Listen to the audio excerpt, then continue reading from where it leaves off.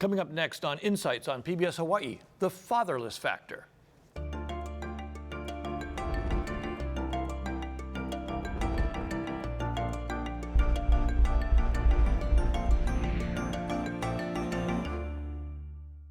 Aloha and welcome to Insights on PBS Hawaii. I'm Daryl Huff from Hawaii News Now. This Sunday is Father's Day, traditionally a day of celebration honoring fathers and their influence on our lives. But according to recent research, 1 out of every 3 children in America lives without a biological dad in the home. And a local study reveals that although Hawaii has fewer fatherless households than the national average, the number is still on the rise.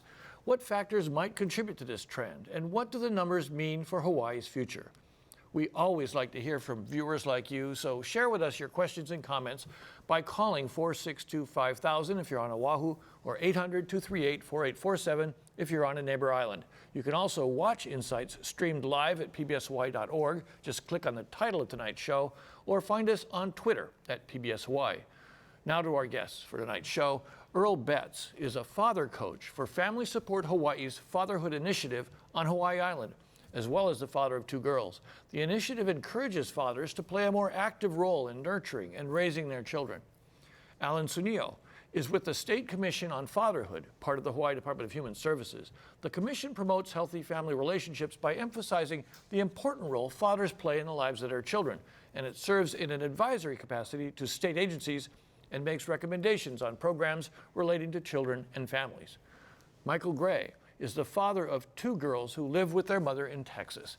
For the last several years, Mr. Gray has had difficulty spending time with his daughters due to custody limitations as well as the geographical distance. Earl Kava'a is a father and family strengthening instructor with Keiki o Ka'aina, a nonprofit organization that offers support and education in mostly Native Hawaiian communities. Mr. Kava'a facilitates workshops for families looking to reconnect in a healthy way, and he provides a Native Hawaiian context to teach fathers how to bond with and discipline their children. Now let's start off, thank you all for being here first of all. Earl Betts, you're father of 2 girls. Tell me what fatherhood has meant to you. How important is it, and what's your favorite thing about being a dad? My favorite part about being a dad, definitely being a dad of girls. I'm a girl daddy. Yeah, exactly. It's a different breed of guys, you know. You have to be man enough to strap on a little tiara and have a tea party with teddy bears and fingernails painted. But my girls, both of them, even with the distance in age, one is 5 and the other's 23, even with that difference in age, they're just seeing the world through their eyes. That's the best part of being a father to me. Earl Kava'a, tell me a little bit about your kids and what you like best about being a dad. You know, when you're out and out and about, and you hear the sound of your daughter saying, "Dad," that's like music to my ear. "Dad, where are you?" I know that sound, and I hope that sound rings well in the ears of many fathers. About she brings joy. Every phase of her life is important to both my wife and I. Michael Gray, now we talked a little bit earlier about how you've had a hard time in the last few years, but let's talk about the good times. What was it like for you being quite a young dad with a couple of kids in the house, right? A young dad, you know, I have 2 daughters. Now they're 11 and 13. But, you know, when they were younger, I just enjoyed just playing with them. You know, like just, it's really fun, you know, I mean, acting like a kid with them, and they love that. So it was a good time. And I do miss that. Now they're getting older, you know, so I feel like I'm missing that part of their life. Sure. Alan, you know, with the Commission on Fatherhood, you have sort of an official position in all this. How does that relate? Why do you think fatherhood is so important to you that you would actually devote so much of your life to it? Well, let me start out by saying that we adopted 2 boys. Before adopting our first son, typical male, you know, if it wasn't going to be my child, I didn't want any other child. And friends used to tell me that once you have that baby in your hands, it's going to be as if it was your own. And that's exactly what happened. When we had our first son, it was as if, you know, God had blessed us. And then my wife wanted a girl, and it turned out to be a boy. And so she still wanted to get a girl, and I said, no, 2 boys is enough right now. So. That's cool. So let's talk a little bit about this trend that we mentioned. And Earl Betts, we're talking about the increasing number of fatherless homes.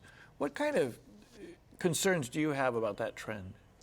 My concern is just because the mother is the mother, that doesn't necessarily make her the better parent every time. There are good and bad men, good and bad women, and there are certainly good and bad parents on both ends of that spectrum.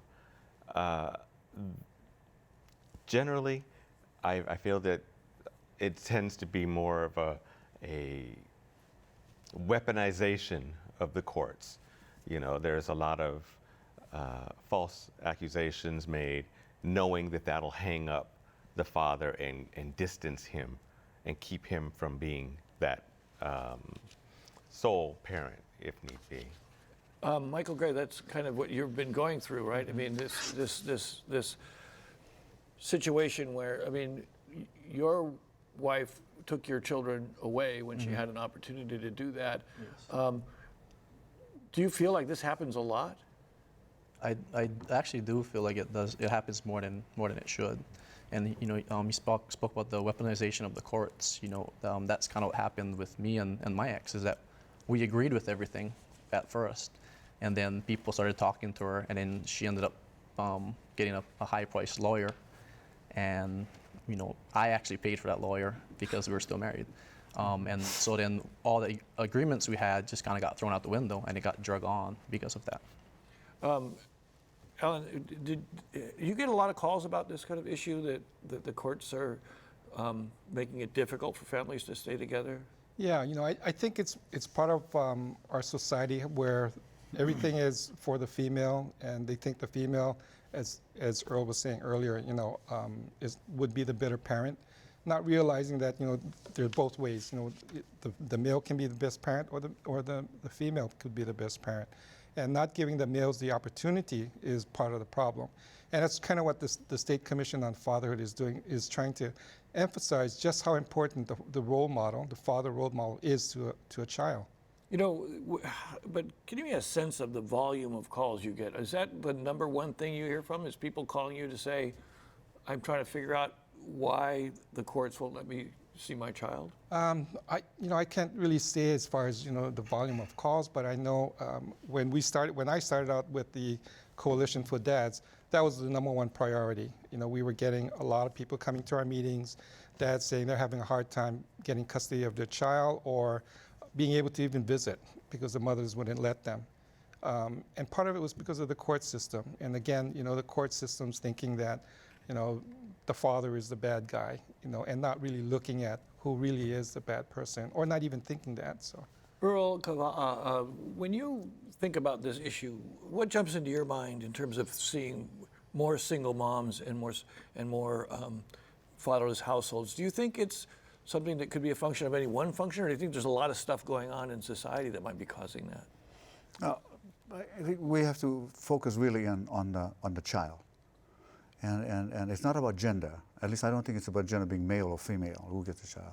It's who in the best interest of the child can take care of the child. And there are many areas to look at. One is employment. If dad is working full-time, then who's going to take care of it? It's not a simple issue, but having a good caseworker can make a big difference. You know, Earl Betts, in terms of when we talk about the courts acting a certain way, a lot of times the courts are reflective of values in society. Yeah, I'm not exactly. suggesting that the courts are anti-male or pro-female, but that's kind of where it's been for many years and years and years, right? I mean, is what we expect of fathers changing, but some of the institutions aren't quite keeping up? That's exactly what's wrong with it. The nurturing side of dads is now being promoted. Right. We are caregivers. We're not the babysitters. We're parents, just like the mother. But the values from, say, the 1950s, like when we were speaking earlier, that hasn't changed. About me, 50. Yeah. You. No. But that hasn't really kept up. So the whole dad goes out, get the money, bring the money home, mom takes care of the family, that's changed. There's a lot more single dads running the households now than there are single moms. With that all together, there's been a paradigm shift. You know, women are now working more. That's right. And making more in That's the right. process. So there's a lot of stay-at-home dads that don't get the credit they are due. You know, the only thing you hear about dads is the deadbeat dad, the guy who left the family, even if he was pushed out. You're not looking at the general reasons why dad left. Alan, yeah, go ahead. I think you were going to make a comment about the changing. Yeah, and I think a lot of it, as in the past where the fathers tried to do what they could do, they tried to be the breadwinners, they tried to bring the money in, and then with the bills, with the alimony and everything else, and them not being able to even support themselves, they just said, well, you know what, I can't do it, I'll just stay away. And that was part of the stigma where, well, dads don't care, but they do care. It's just that, you know, the pressures that are put on them, you know, they weren't able to cope with that. So, Michael Gray, you were in the Marine Corps. Talk about pressures on a parent. Is what these gentlemen are saying kind of resonate with you? Yeah, it really does, you know, because I mean, it's, you know, I was working full time in the Marine Corps, and I was in Okinawa, Japan. So I had really no control when she decided to take my kids and leave and go to Texas with her family. I couldn't do anything about it. Have you found this sort of anti-male attitude in the court system? We talk about Texas, we automatically assume it's more conservative and might not. Do they actually give more power to the woman in this kind of discussion, or is it possessions 3/10 of the law, or whatever it is? I think they still do give more power to the woman, you know, in a custody. Like they normally just like assume that she was going to take them. So if I wanted them, I had to fight for custody of them. So if the dad wants his kids, he has to fight for them, and it's assumed that the mom's going to have custody. You know, Earl Kava'a, you mentioned the economy and factors. You know, during this, the trend that we were talking about happened from between 2000, 2010. That's what the numbers are from. And then a little bit later, somewhere in there, there was a thing called the Great Recession. Do you think that economic pressure might be forcing families apart, creating more single mother households? I think when we begin to look at income, the middle class families who separate have more advantages. It's just by virtue of their education and by virtue of their employment skills. They have a lot more, so they have an advantage there. So the issue of a middle class family separating is different from the values of those individuals who are poor, who come from poor background. And when I say poor, is that they're having children at age 16 and 17 years old. And then the question comes, is that does the child go to the mother or the child go to the father? There's no question in my mind professionally at age 16 and 17, they're both 16 or 17, that it has to go to the mother. Right, because the young man is often a boy in that case. Yeah. The point that I'm making is that you cannot make a decision on gender, a husband or the wife or the woman. It has to be which of the two is best capable. At the age of 16 years old, two individuals are 16 years old, certainly the male is at a disadvantage if the mother decides that she's going to breastfeed. Well, plus the mother's probably living at home with her parents. And the mother's living home with her parents. Let me go to, I'm sorry, I didn't mean to interrupt you. So there should be a sense of caution about making it a sex issue. Right. Let me say two things. One is that we do invite women to call. This is an all-male panel tonight, and I recognize that. We want to make sure women, you're encouraged to call. This is a live program. Call us. We'd like to hear your comments and your questions and your concerns. Let me go to a graphic here based on what Earl Kava'a was saying. This is a household income. In a married couple's households, the median income is about 3 times higher than in family households headed by a single woman. Okay, married couples tend to have incomes 3 times higher than in family households headed by a single woman. And the second fact here, the percentage of children living in single woman family households with an income below the poverty level is about 5 times higher than the percentage of children living in married couple households. And Earl Betts, let me ask this question of you.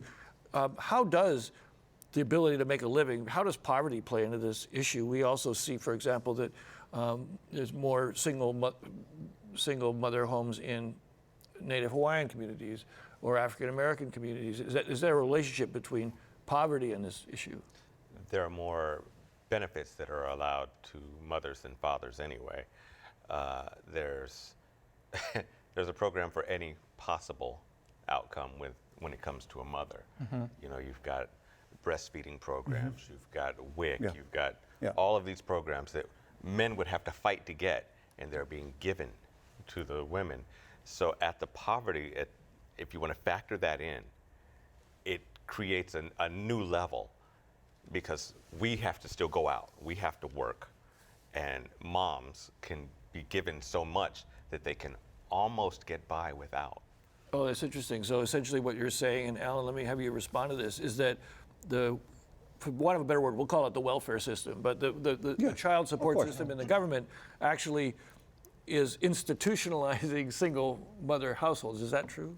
Part of that is true, yes. And you know, and part of what, through the commission, what we're trying to do is create that awareness and try to get agencies to work together in helping fathers to be able to get the needs that they need, you know, or get into the programs or get the support that they need to support the child and you know, to eventually get custody in some cases. So, you know, Michael Gray, you know, in your experience and from what you know of other young families, is it your sense that women have an advantage in that kind of way, that economically they might have an advantage when it comes to the courts or to people, what they expect of the father? Like, you had to work full time. Do you think that that's something that, does that ring true with you also? Yeah, I definitely think it's true. It's like an expectation, you know. I'm expected to continue working. So even when my ex-wife left me, I had a full-time job. She wasn't working. She still automatically the courts was on, you know, her side. And I just had to continue working and paying, you know, for my kids that I couldn't even see. Earl, Kava, what do you think of that? I mean, you're a social worker by trade, and there's a natural tendency to want to support a woman and her child. But I mean, could that be changed to be more equal? Is that a system that's out of whack? Yeah. Many of these individuals who get into the situation where they're going to be separated or forced to separate, in some situations, both the male and the female, knowing that the conditions of living is very, very tough, and it says, honey, and it said, it's best if I leave the family. It's best I leave the family. And that tactic and strategy has been used across the nation. It's because the amount of money and the taxes, it's not worth them staying together. Yeah, so there is a choice on the part of the couple to separate. Yeah, so this is something that we were talking about earlier. So again, this is almost an institutional pressure that breaks up families, because if they're together, they don't get as much support as if they were separated. So it actually might be driving families apart. It can. It certainly appears that way. But in the case of having a good worker, a good specialized worker, you see that it's having the ability to see that and says you can make it permanent or you can make it a short term. Okay, and let me. It's how that third person in the family becomes involved in the family more than a job. Okay, so we've talked about three factors really about what might be causing this trend of more single mother households, fatherless households. We've talked about economic factors. We've talked about the courts. Definitely. We've talked about the welfare system. But what other things might be going on? I think that one question is, are the expectations we place on fathers in this day and age, and Earl Betzel, there's so much high pressure on fathers, you know, to be perfect caregivers when they're may not be in their DNA or in their anthropology. What is that something that might be going on? It could be. And you're a father coach. Is that I something am a father coach. Yeah. A lot of it isn't so much in the anthropology, as you pointed out. It is more the expectations, while they're higher, that we must work, we must bring in the money and take care of the family. The expectations on actual child care are lower. We're babysitters, you know, in a lot of eyes. We're not full parents because we're not mothers in a lot of eyes. Even personally, I was out with my daughter when she was about 2 years old, and this older lady, Tutu kind, came over and, where's the mother? Where's the mother? Doesn't matter, father's here. You know what I mean? What difference does that make? But yeah, and you'll get chased down the street because where's your wife? Where's the mother of this child? Exactly. Like I abducted my kid. Yeah. Because I am not a mom. And I see that in the groups that I help with in Kona, I have 4 guys right now in the same situation as Michael, where, you know, who are working hard and taking care of the kids, but then there's the substance abuse issue or a mental health issue. Yeah. Where, okay, it's hard for mom to take care of baby because mom's on meth right now, and she's not doing the mom thing. So goes over to dad. The courts still give the child to the mom. SUNIO, let me. That you have to question that, huh? I question it a lot. Exactly. I question it a lot. Yeah. Well, let me move on to this other question. We talked a little bit about the effect of young women, teenage moms, right? I think that's getting a little bit more under control now. There's less of that than there was because of whatever reason. That's a whole other show. But ironically, if dad's in the house, it drops down anyway. Yeah. They know what they're doing. So, Okay. Alan, Yes. okay, this question is from Sandy in Kona. Some of our public schools have parenting programs for pregnant teens, typically attended by girls. Are there any programs for young men to prepare them as potentially single parents, or to prepare them, I would think, to be, you know, fully involved dads? I believe there are some programs, and part of what we're trying to do in the commission is to, as an advisory, in an advisory capacity, is get these different groups and get groups together to work together. And like with that's kind of how I got involved in the first place. Back in the 90s, when the coalition asked me to be part of or to help form the coalition for dads, I got involved because at that time there were a lot of young boys getting girls pregnant and didn't know how to be dads. And there weren't very many programs out there to help. And working with some of the nonprofits at that time and working with other agencies trying to form these programs. And that's what was interesting for me when I went to the international conference last year in Philadelphia. A lot of agencies are working together to come up with father initiative programs to help young kids that all of a sudden are fathers, or fathers that are having problems, incarcerated fathers, you know, that want to come out and be fathers again to the child that loves them, but the mother won't let them. You know, so a lot of that is coming to fruition now. You know, more agencies are working together, more on the mainland than they are here, and we're trying to get more agencies to work together, come up with programs where they can help everybody. Is a part of the issue just trying to encourage people to get, you know, I hate to sound old-fashioned, but encourage people to get married? Well, you know, there's this big trend now where you don't have to get married to have children. I know. Well, that was kind of one of the questions I thought with this trend. You know, is this trend something that is caused by any of these specific factors, or is it just a change in the way we approach the family now? I think it's just the change. It's just the change that the family unit is looked at now. You know, and you know, a lot of it will be. I would say that a lot of the well-known people that are out there getting intro, you know, and having babies, and you know, want to be a single parent. You know, that's part of it. You know, that's all part of it. Our whole society and the way they're thinking and they're approaching parents. You know, it's not the same as it was in the past. Yeah, let's talk a little bit about this, the concept. There was something in the report that I thought was very, very interesting, and it talks about the change in the way we regard fathers from the old days of the autocratic, dictatorial father, and then there was a stage of they call it the distant breadwinner, working all the time, and now there's this concept of the fully involved father. And you know, they lay that on you, and that's a pretty high expectation. Michael Gray, did you get that feeling like, oh, you got to be the perfect man to actually be a good father? It's a lot of pressure. And what does it mean to be a fully involved father to you? What do you think of I don't think you have to be the perfect man. I feel like when I did have a job, I feel like I was a fully involved dad. And that was, I think that in there lies the problem, because I felt like I was the better caregiver. But it didn't matter because nobody saw how I was on the day-to-day with my daughters. I would go to work full-time, and I'd come home and I'd cook dinner because my wife didn't make dinner. So dinner had to be made, you know. So nobody sees that happening, and it's still given to the, you know, the woman is the caregiver. Earl Kava, do you think that that this image of what a father is supposed to be puts a lot of pressure on young people, or do you think most of them just aren't even there in their thinking? Maybe not enough pressure with understanding that goes with it.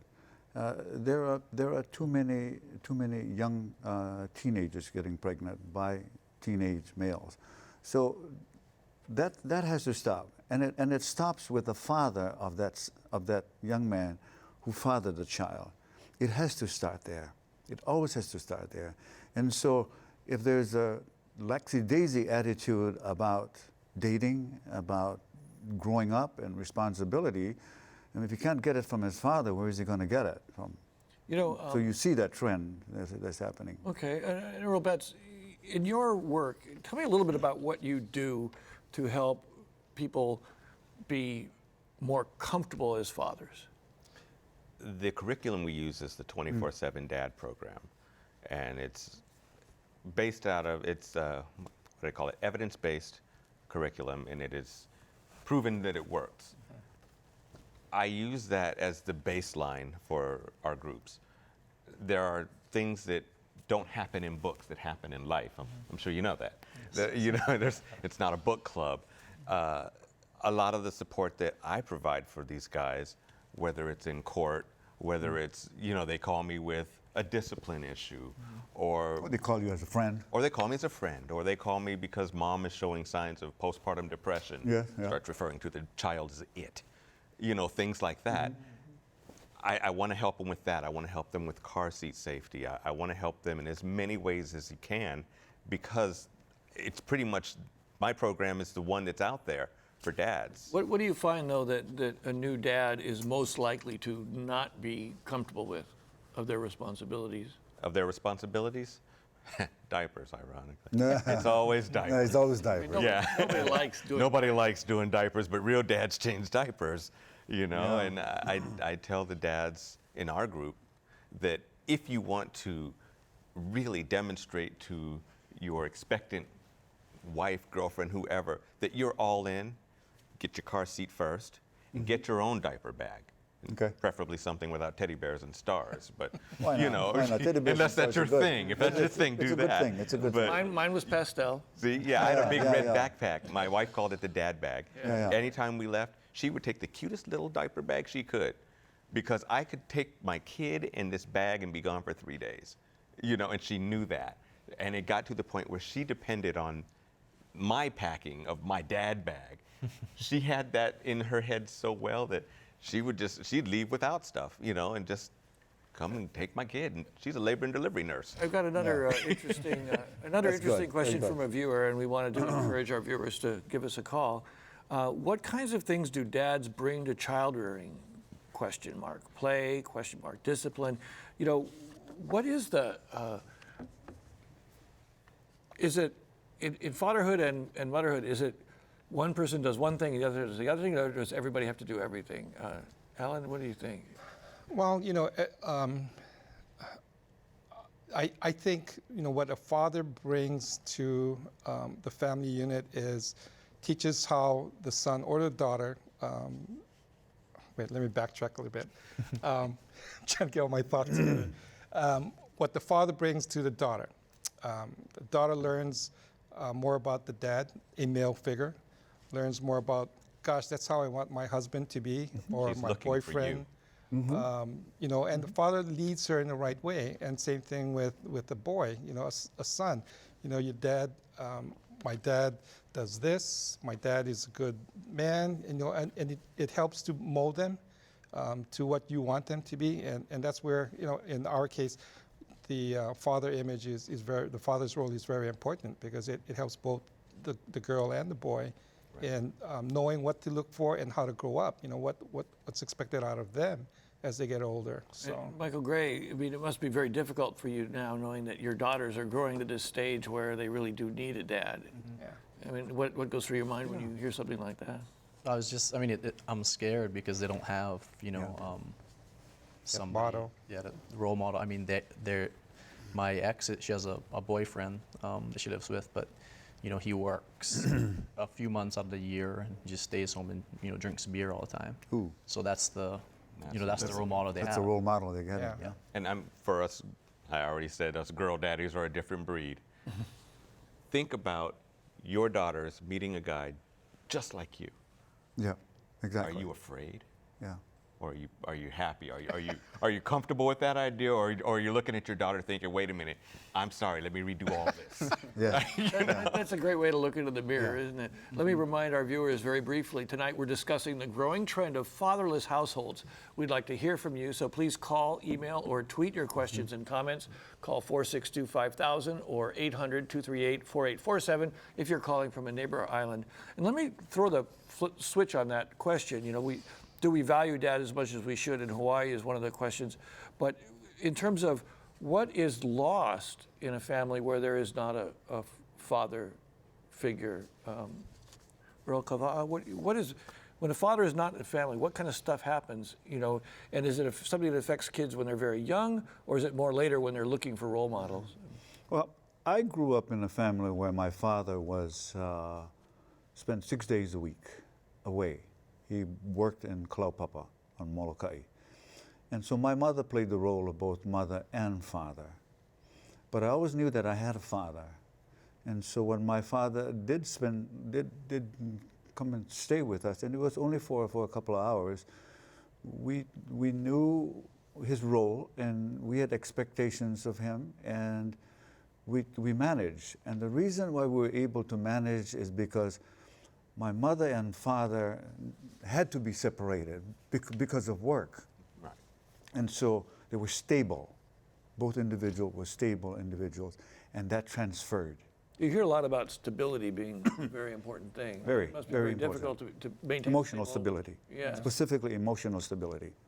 Ellen, I got the impression you wanted to add something to that. Yeah, I think, in the situation where the father can't always be there or the mother can't be there all the time and one has to take the other role, as long as both are on the same wavelength, both are teaching the same thing, preaching the same thing to the child, and always backing each other up. Yeah, exactly. When issues come up, then you have a good family A good core. the family unit. And that's where problems would happen. If the dad's not there or the mother's not there, and then the mother says, well, you know what, he doesn't love you because he's not here all the time. That's not the true fact about it. Sometimes the dad can't be there, or in situations more so in the past where the dad always felt that they had to be the breadwinner. And that's part of the problem we have now, where dads always feel that they have to be the breadwinner. They can't get the money, so why should I be involved? I should just stay away. Which creates the problem of not having that role model. And it's a critical piece of information that to be a provider doesn't always mean money. Yeah. If you're a stay-at-home dad and your wife is the breadwinner or your girlfriend or whoever, and that's the situation, then the things that you're doing at the home have intrinsic value. Exactly. If you're cooking, if you're cleaning, if you're making sure the kids are okay and taken care of, anything Doctor's that'll lighten the appointment, load on reading, whoever's working, Exactly. that's probably more valuable than money. And men don't see that because we associate it with an economic. With work. Right. Yeah, You exactly. work, you get money, and that's your worth. Your worth is the money you make. Yeah. And they don't realize that your parenting it has more value. Well, either one of you gentlemen, but Earl Kava'a perhaps, in Hawaii, we've got the highest number of two-income families probably in the country. Both parents are working. How much impact do you think that's having? Do you think that's putting strains on families that are breaking them up, that are causing this high level of single-parent families? Well, it definitely has its place when you look at the impact.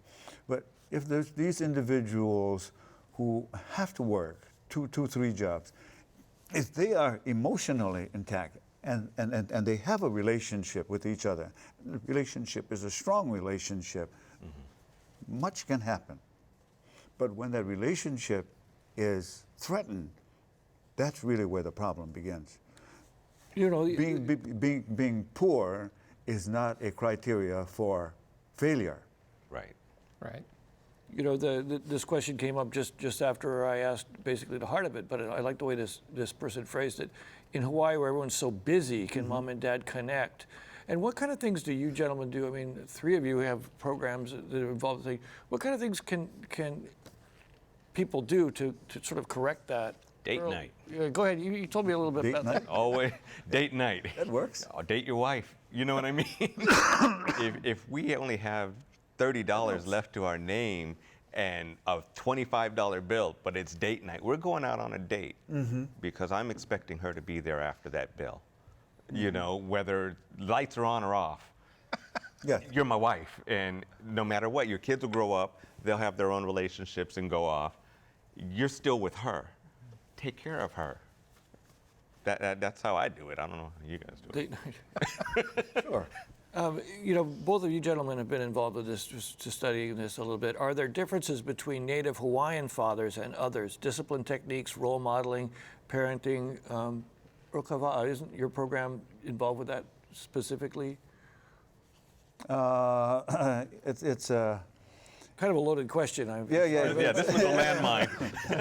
But I mean, you just all of us have different cultures, right? Everybody, you know, like my father, I'm like my father, and so on. That's who we learn it from. Right, exactly. Yeah, exactly. That's what we learned it from. Just culturally, there is difference between fathers, and you know, here's a specific question about the Native Hawaiian side. I don't want to stereotype, but is there anything you want you don't want to stereotype it, but nevertheless, the question is there, right? That away. Yes, I got to honor the questions. No, the question was asked, and it deserves an answer.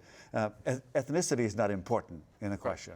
What is important is the individual's ability to be a father, and that has to come from someone older. It has to come from a father, and so if the baseline is poor, then of course everything else falls in that poor line. So it's not about culture, but what is about culture are some principles of being there. Even though you may not be there physically, but you can be there emotionally with your child. It says, and you say to your daughter, it says, like my father was 80 miles away from us, but we never felt abandoned by him.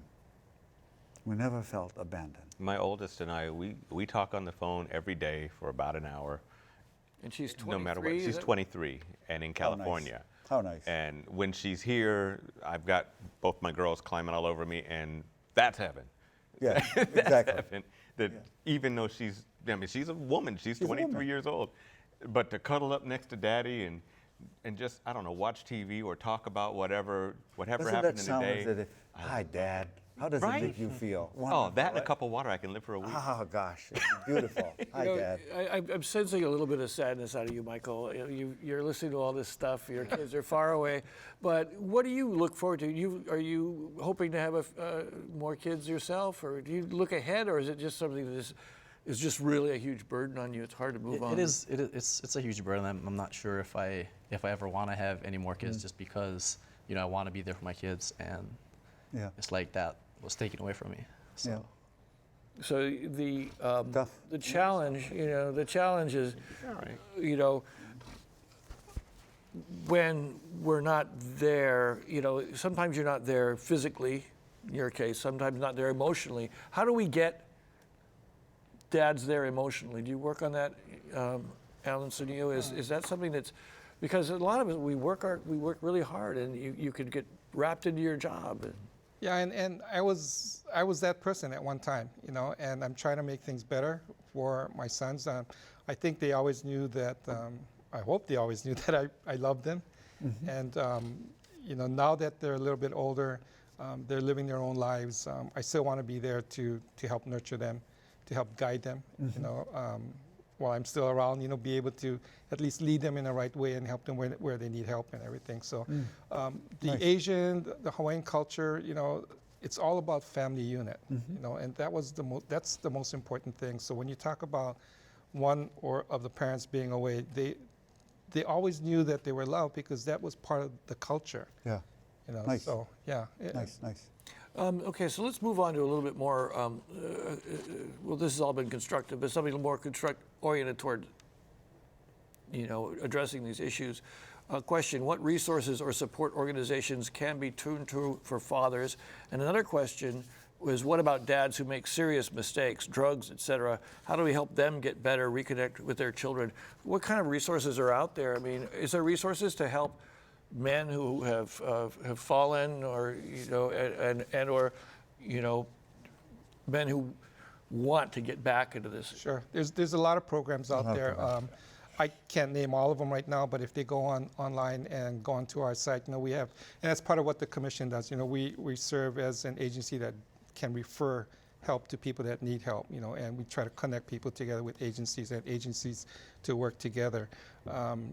One of the things that I found really interesting when I was in Philadelphia too was how an organization that dealt with incarcerated fathers was working with mother programs and abused children and trying to get all these different units to work together because they wanted to get that family unit back together again. And so everybody forms their own family or father initiative to make that work. And that's kind of what we're trying to do here, because there are a lot of people out there that need help and want help, just don't know where to go or are too man enough to want to find help or to ask for help. Earl Betts. That's my uncle. Well, I got two Earls here. All right. I got two Earls here. I was just had the pressure to change the name. Much of the talk has been about the needs of fathers. How do we get fathers who have abandoned their families back and engage with their families? Have you ever seen that done successfully? I have seen it done successfully. It takes a mindset change. A lot of the time, dads are pushed out. You'll see a mom getting ready to go to the store, and she'll look at the father of the same child, and go, yeah, I'll just take him with me, And you don't realize you're pushing dad away. And we're all men. How many times do you get pushed before you stay away? You know what I mean? You get the message after a while. We're not all that slow. And it just takes, you have to change the mindset on both sides. What it takes for mom is confidence that you can care for this child. And I always tell the dads that in my groups, you're a parent. Don't ask. Confidently pick your kid up. Hey, we're going to the store. You need anything? And go. That's nice. Even if you're on the other side of the door trying to figure out what to do next, go and figure it out, because that will instill the confidence that, yes, you are a parent. You're not the guy that I sleep with, and on occasion you can watch the kids. Because when we're watching our own kids, it's called parenting. Earl Kava or Alan, either one of you on this, do you get a sense that there are fathers that a lot of them just don't feel involved with their children because they're not allowed to, or is it more that they just don't step in there and do it? I'm sure there are many reasons why, but it's that you can't put the blame. You can't put the blame on someone else. You have to take responsibility for what you're responsible for. And when you start to blame, when does it end? When does it end? We tend to blame ourselves more than anyone could blame us. We know, as men, when we are failing, we're the hardest critics, and we don't exactly forgive ourselves very easily. We beat ourselves to death with blame and regret. So, yeah, the blame game, if you're pointing away from it and it's really you really have to look inside. What we spoke about earlier, daughters and sons and the role that dad plays. We play the same role for both. We are the example of a man. So for boys, we're the example of a man, a husband, a provider, sometimes disciplinarian. For the girls, hey, I'm looking to marry a guy like my dad. And like I said, on both fronts, I already said, if it's the girls, how do you feel if your daughter brings home this guy? Let me ask this question. Susan from Molokai has a thought about why this trend is happening, and she says, unlike my mother's generation, women today are better educated and do not have to stay in a negative relationship. That's right. That's why there are more fatherless households. How big a Neither do contributing men. factor? Huh? Men don't have to stay in a negative relationship Right, either. exactly. But I think to what she's saying, it was always easier for the man to leave than it was for the woman to leave her children. And I What think he's talking is that women have choices. more than they used to. Women have choices because of education. And that's true, and it's empowering. And equality in the workplace also. Yeah, economic. Of course. And it's wonderful in a relationship if it's falling apart and it's just not working, and the woman has the ability to take care of the child, and have the confidence to do it rather than stay in a relationship that's going to be destructive, not only for both adults but also destructive of the children. But why can't that same mindset be applied to fathers? Why can't we take care of our children? Why is it always on mom? Okay, another question. It's obvious tonight's panelists are dedicated parents, not deadbeat. How do they help their daughters through their teen years, especially physical changes, without a woman's influence? None of us are single fathers. I was. Okay, all right. So I was during those years where you just don't want to be the only person in the room. But there were challenges, but I had kind of anticipated them. You know, when my daughter had her first period, for instance, that was shocking. But I was prepared for, you know, everything that you would need. I told her, under the sink on the left, read the box. You know what I mean? I mean, that's pretty much the end of what I know. But then there's that emotional side where my daughter and I, we're really close. We talk about everything, and I try to foster that. You can tell me anything, no matter how uncomfortable. Even if you see one of my eyes just start vibrating out of stress alone, you can always talk to me. And that's the hardest part for a dad and a teenage daughter, is being able to come over to you and say anything. There's that boy who likes me.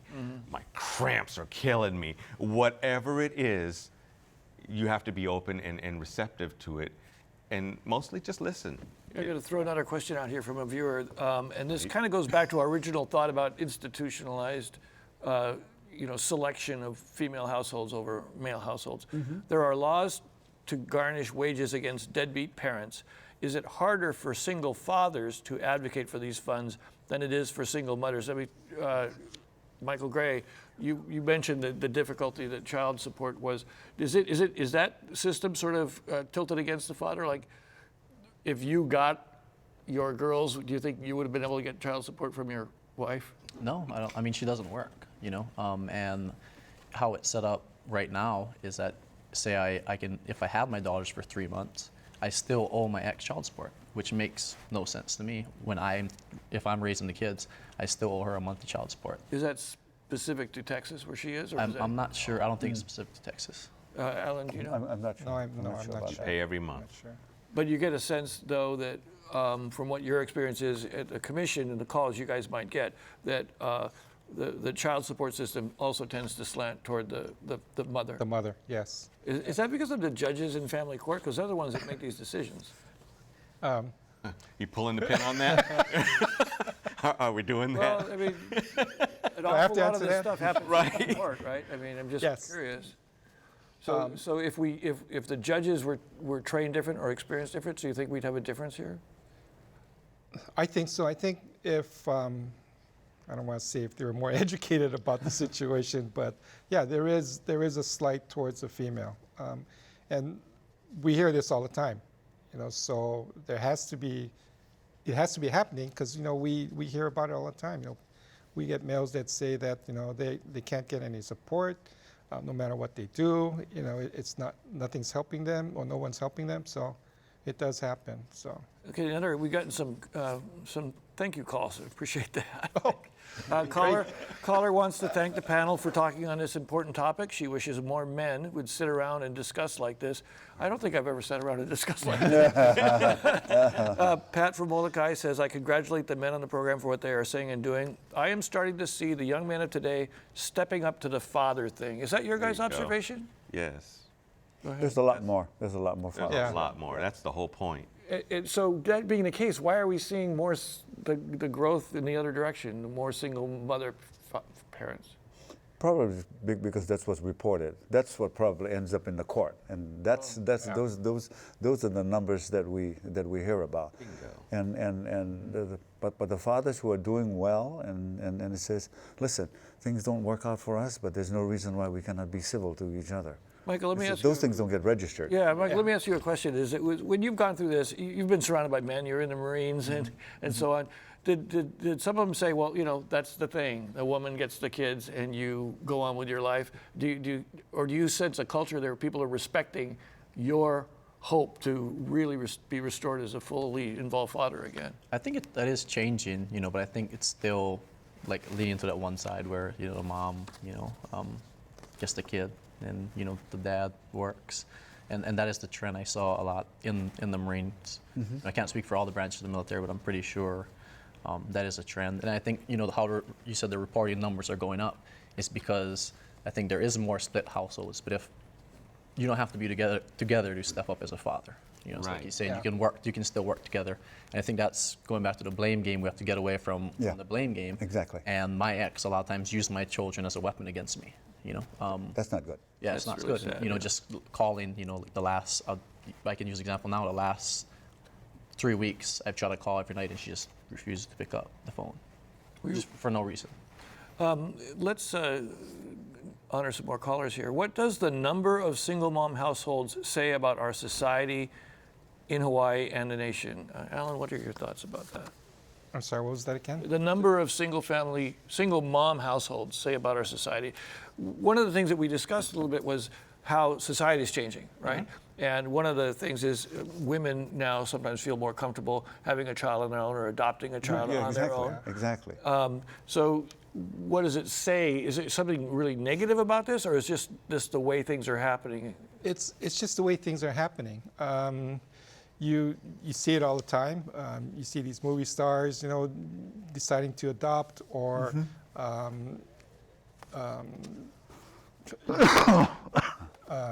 It's become okay, right? Yeah, it's become okay to be a single parent. And let's keep in mind what Earl pointed out.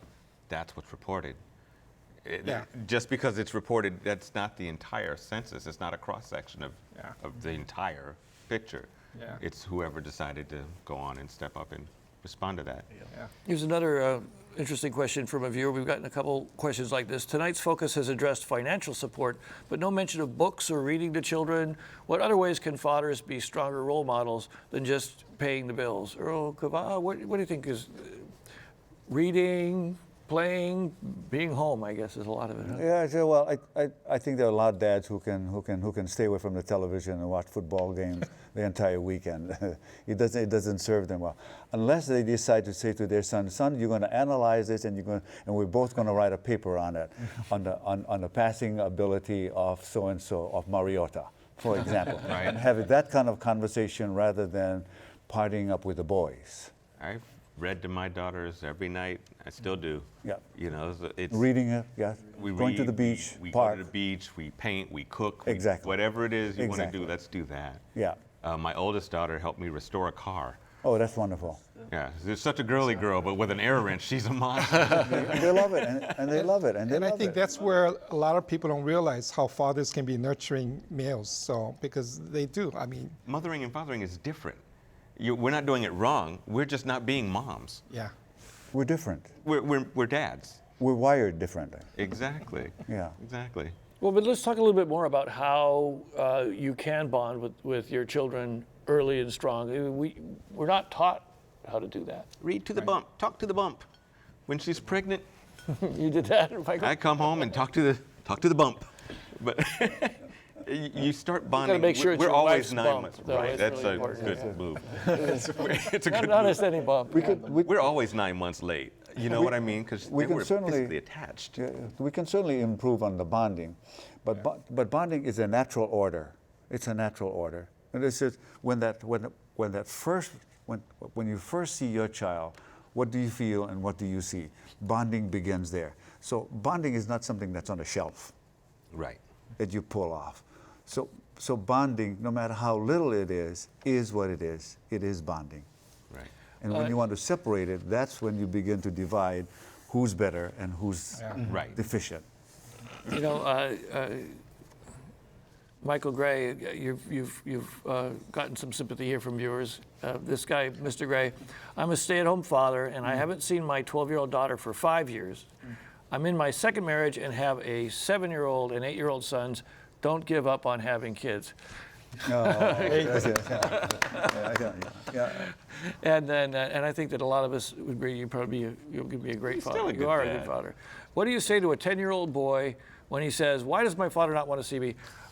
I think we only have like 1 minute left. So this idea, how do you persuade your children that they are loved and you want to see them? Reach out in any way you can, with social media, with Skype, phone calls. If mom's not getting the phone, but you know they're on Facebook, hit them up on Facebook. Do whatever it takes, but stay connected. As long as they let you, right, Michael? Right, if they let you, Yeah, well, you guys, this has been a great panel. We really appreciate the time and the heartfelt expressions. I think that the viewers responded well, and it was a very interesting show, and I hope that we can keep this conversation going. In fact, next week, we're going to be talking again about fatherhood. We're going to be continuing our examination of fatherhood. Studies show children who grow up without an involved father experience more behavioral problems and achieve lower academic success than those who have dad around. Can children living in fatherless households beat the odds? We'll explore those questions and more on the fatherless factor on the children. That's next time on Insights on PBS Hawaii. I'm Daryl Huff. Ahui ho.